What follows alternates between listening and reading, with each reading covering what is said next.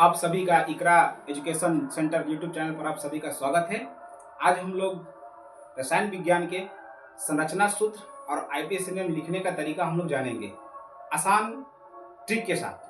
ठीक है, जो भी बच्चे इस वीडियो को देख लेंगे उनका संरचना सूत्र और आईपीएसएम लिखना आसान हो जाएगा। तो सबसे पहले हमें कुछ फार्मूला याद रखना पड़ेगा, कुछ टॉपिक हमको याद रखना पड़ेगा। अगर वो बच्चे कर लेते हैं तो उनके लिए संरचना सूत्र और आईपीएसएम लिखना एकदम आसान हो जाएगा। तो हमें सबसे पहले कुछ फार्मूले हैं जो हम आपको बताते हैं। पहला जो है आपको क्या याद रखना है, जैसे देखिए कार्बन की हमें सबसे पहले अगर नोमेनक्लेचर लिखना हो या हमें आईपीएसएम लिखना हो तो हमें पहले कार्बन की संख्या याद होना चाहिए कि कितना कार्बन होगा हम उसको क्या बोलेंगे। कार्बन की संख्या कितना होगा तो हम उसको क्या बोलेंगे। उसके बाद हम लोग तभी हम फार्मूला और उसका नाम लिख सकते हैं। तो हम देखते हैं, देखिए हम आपको बस शॉर्ट तरीके से बताते हैं। जैसे C1 का मतलब कार्बन 1 यानी कार्बन की संख्या 1। कार्बन की संख्या 1 हो गया। तो हम सभी जानते हैं कि कार्बन के पास 4 हैंड होते हैं, 4 हाथ होते हैं। ठीक है, और कार्बन अपने साथ एक साथ 4 हाइड्रोजन या 4 अलग अलग प्रकार के एलिमेंट को रख सकता है इस तरह से। तो अगर हम कार्बन का अगर हाइड्रोजन काउंट करते हैं तो 1 2 3 4 यानी C1 और H4 यानी क्या हो गया, मेथेन। इसको हम लोग क्या बोलेंगे, मेथेन। क्या बोलते हैं इसको, मेथेन बोलते हैं। अगर C1 यानी कार्बन की संख्या 1 हो गया इसको हम लोग बोलेंगे मेथ। क्या बोलते हैं, मेथ। अगर कार्बन की संख्या 2 दिख गया C2 तो इसको हम बोलेंगे एथ। क्या बोलते हैं इसको, एथ। अगर कार्बन की संख्या 3 हो गया तो इसको हम लोग बोलते हैं प्रोप। क्या बोलते हैं, प्रोप। अगर कार्बन की संख्या 4 हो गया तो इसको हम लोग क्या बोलते हैं, ब्यूट। क्या बोलते हैं, ब्यूट। अगर कार्बन की संख्या 5 हो गया तो इसको हम लोग बोलते हैं पेंट। क्या बोलते हैं, पेंट।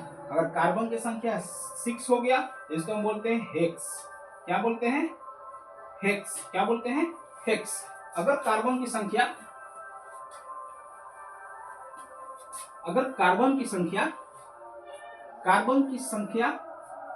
7 हो गया इसको हम लोग बोलेंगे हेप्ट। अगर कार्बन की संख्या 8 हो गया इसको बोलते हैं ऑक्ट। क्या बोलते हैं, ऑक्ट। अगर कार्बन की संख्या 9 हो गया इसको हम बोलते हैं नॉनेन। नॉनेन।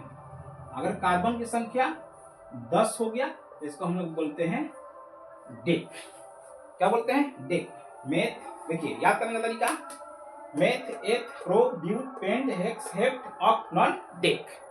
इस तरह सबको याद रखना है। अब याद कैसे रखना है, कार्बन की संख्या 1 तो मेथ, कार्बन की संख्या 2 तो एथ, कार्बन की संख्या 3 तो प्रो, कार्बन की संख्या 4 तो ब्यूट, कार्बन की संख्या 5 तो पेंट, कार्बन की संख्या 6 तो हेक्स, कार्बन की संख्या 7 तो हेप्ट, कार्बन की संख्या 8 तो ऑक्ट, कार्बन की संख्या 9 तो नॉनेन, कार्बन की संख्या 10 यानी डेक।